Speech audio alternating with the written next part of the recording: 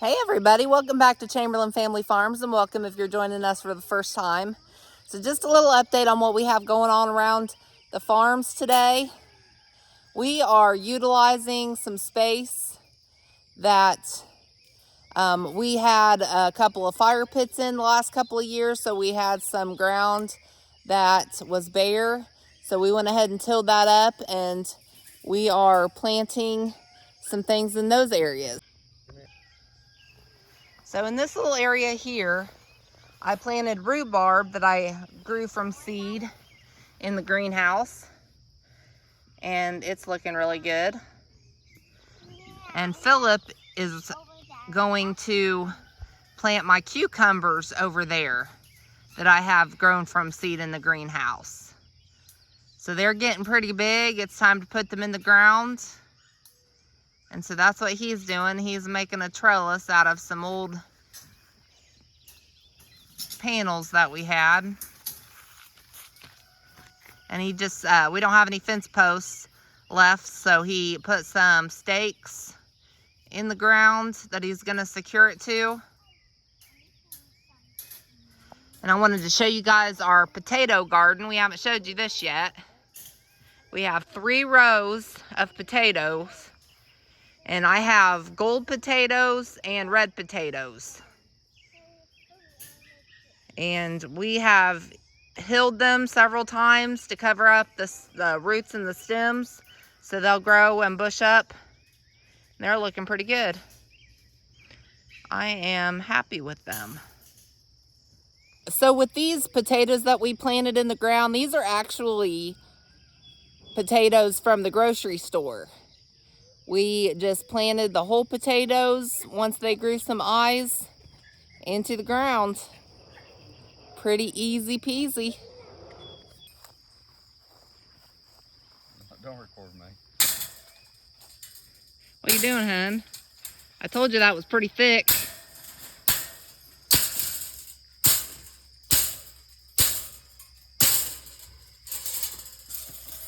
Fixed it.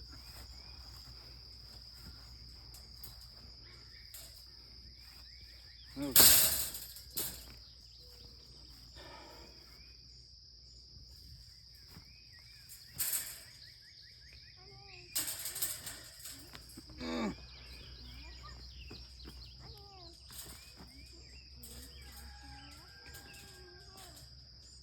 So this is going to be interesting how you're going to secure that to those little stakes.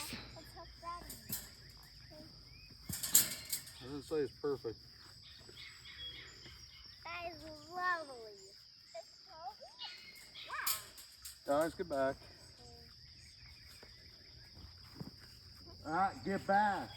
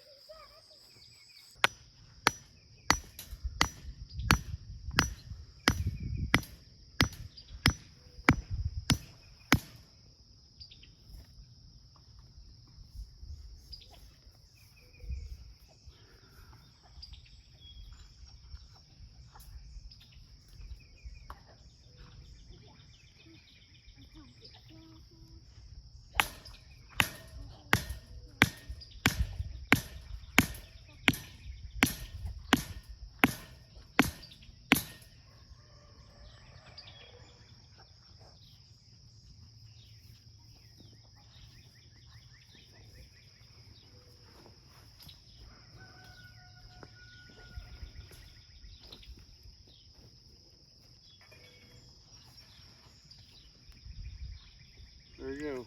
Great job. That'll work. Well, As long as a big wind doesn't come knock it over. yeah, I might put up a couple more stakes in there.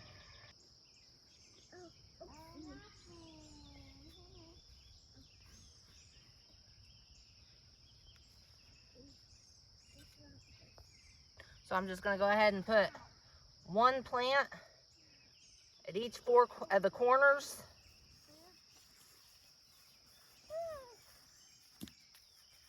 Daddy, here.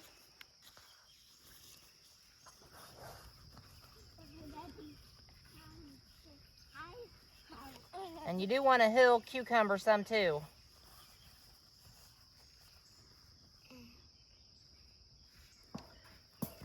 Whoa!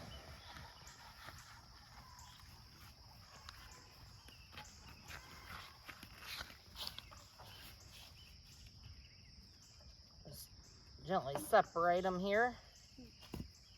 I'd get my gloves too.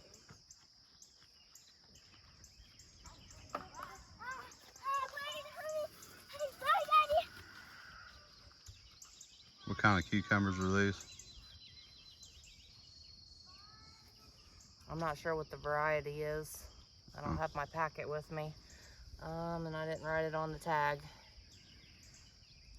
Well, son of a huh. I know. So my goal is to make some bread and butter and dill pickles.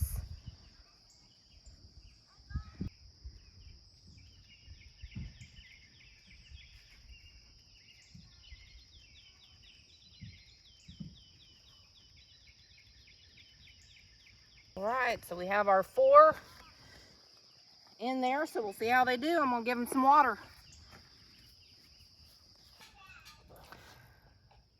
So I'm in here in the greenhouse, and I have been on flower watch. I planted 2 pots of foxglove, which is my absolute favorite flower. They grow biannually, or they bloom biannually, I should say, which means that they bloom every other year. I have yet to see any seeds coming up. And then I have a hollyhock, which is an annual here. And I see 1 sprout. So I'm going to keep a watch out for that. Over here I have some dill growing. And over here I have some parsley.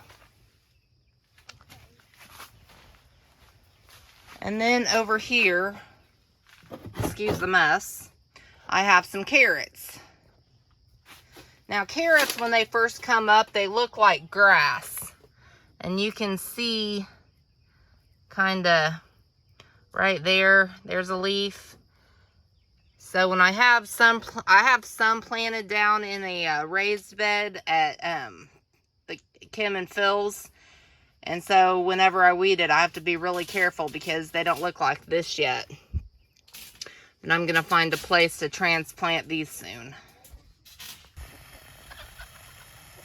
Here's our corn garden. If you saw 2 videos back, it got trampled by a very large vehicle. So we had to replant a lot of seeds that haven't come up yet. But we hilled it, and we're trying to keep it watered so they'll grow. And we have sunflowers down on one end, as well as hills of watermelon.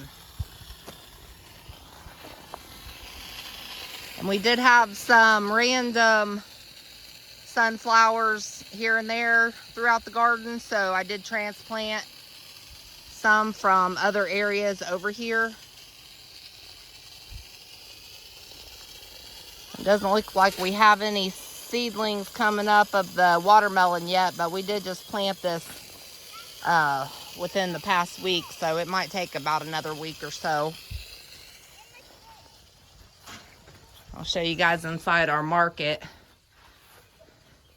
And these hosta cuttings, which I need to come through and trim them some again, but we have 4 pots in here for sale, and they're looking pretty good. And those were from the cuttings that we took from our hostas by the house. And I have some more in pots that we've transplanted and that we're going to transplant. And then I have some homemade candles, and we have some rabbit furs. And we'll be all ready for the veggies when they start coming. I'm just going through and weeding some of these empty holes. We can see what all we have, and then weeding around the plants that we have coming up. Give them some more room. But this weed fabric does a great job. A lot less weeds, but you still have to weed some. Well, here we are inside the greenhouse. There's my little Corbin there. He helped me out a bunch this morning. He filled about a dozen pots or more with dirt so that I could plant some more seeds. We do still have some things that are coming up already, but we got a few more things to do. I've been finding that, for me anyway, things are growing better in these size pots than those little ones. We'll have to figure out how all that goes. But keep my greenhouse going. Got a few things gonna have to be transplanted soon. Some marigolds and just some other things here. Now, everybody's been worried about my greenhouse not being effective because if you look right now, this tree, very green, casting a shadow onto here. But actually, it's been kind of helping out. We get a lot of sun later in the day. Not so much like at this time of the day, but it keeps the greenhouse from getting extremely hot. And it's still getting regular light, maybe not direct, but it's still getting light. So it is still working. We get more direct light later in the day. And I'm still using it, and I told him, no, do not cut that tree down just so I can have the light. If we had regular electric over there, that's full-time electric, we would invest in one of the fans or something like that to keep the greenhouse from getting too hot and have, you know, the automatic things that open up. But we're just going with this right now and doing the best we can. So it works. It's that time of the year again. This poison ivy business. It is a big enemy of Philip and Brent. I mean, I can get it some, but I don't go crazy with it. So it is time to spray.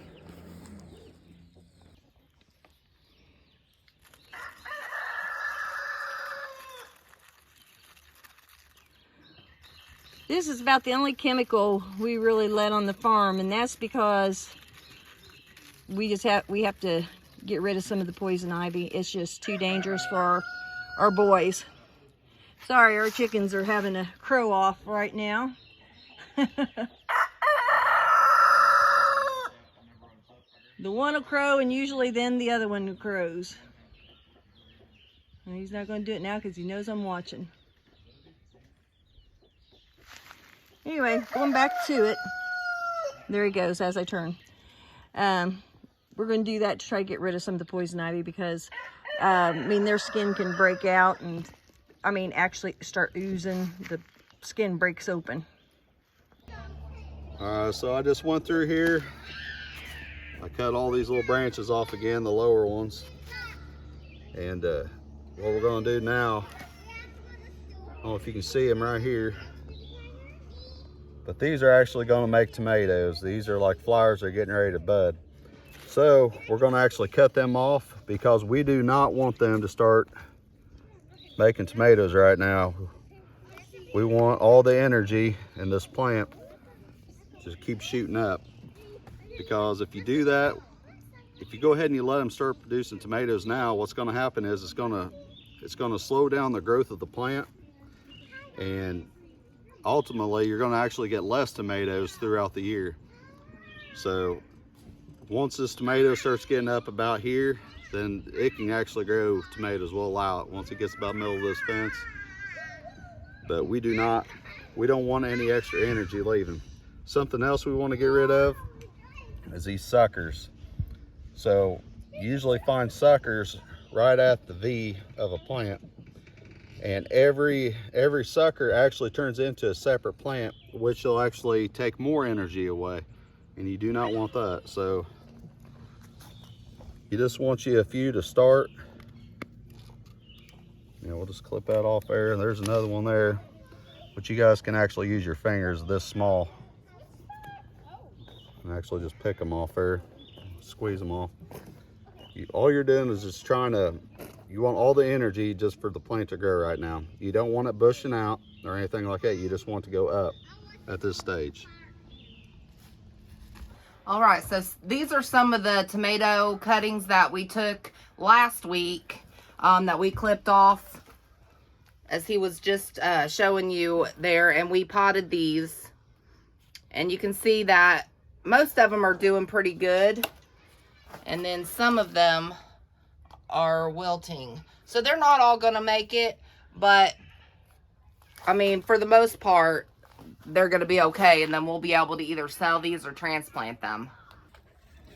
So Kim, she's gonna go ahead and put some of the ones that he just cut into these pots also, with the ones that aren't doing too good, and we'll see how these do.